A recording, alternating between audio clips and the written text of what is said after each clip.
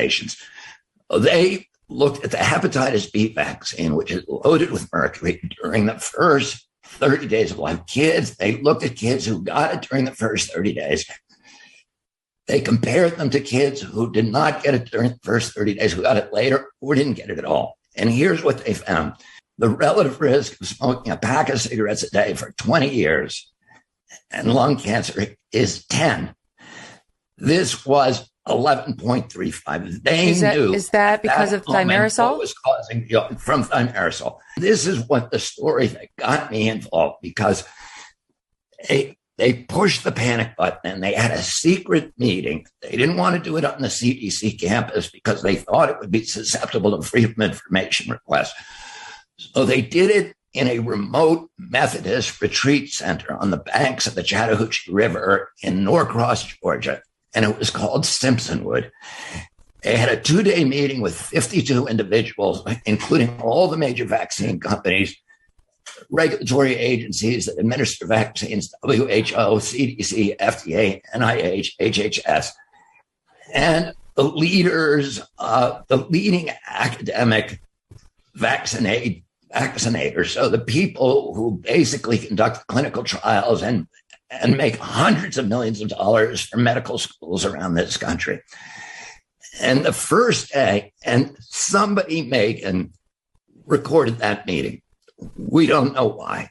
We don't know if they knew they were being recorded, but I got a hold of the transcripts in 2005, and it is horrific. It's a nightmare. Any of your listeners can go to our website, see Zero Children's Health Events, and read those transcripts and make up your own mind about what happened. And you see the pangerms of the American healthcare system, these regulators who are supposed to be protecting us. The first day, they're looking at the science and they are saying it's bulletproof.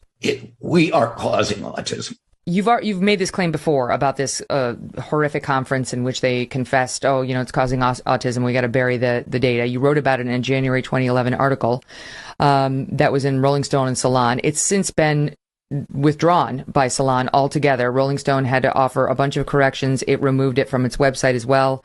And your allegation spurred an 18-month investigation by a U.S. Senate committee that found allegations of CDC misconduct were unsubstantiated, and they concluded that there was no cover-up. There was a 2-year committee hearings by Senator Burton at the Government Oversight Committee, and he found that there was a cover-up and that vaccines do cause autism. So, anybody can go, don't trust me. Listen, anything I say about the science, you shouldn't trust me. You should go do your own research. And I'll tell you, the research that I'm relying on, and you can go make up your own mind. Mm-hmm. You also should not trust CDC, NIH, the American Association of Pediatrics, or Academy of Pediatrics, which gets 80% of its money from the pharmaceutical industry. FDA gets 45% of its budget from the pharmaceutical industry. CDC spends $4.9 billion of its $12 billion budget. I get it. I'm not going to argue with you that those organizations are bought and paid for. We've seen that. But I got to ask. Let me ask you. Let me ask you, because the same the parents inside those organizations vaccinate their children. The parents who work for Pfizer stick the needle in their kids' arms. Like, are they willingly hurting their children? Like, why would they all be giving the MMR and the vaccines that had thimerosal in it? You're alleging sort of a vast government conspiracy to force these vaccines on us from these health quote unquote officials who knew it was unsafe, but yet they gave it to their own kids.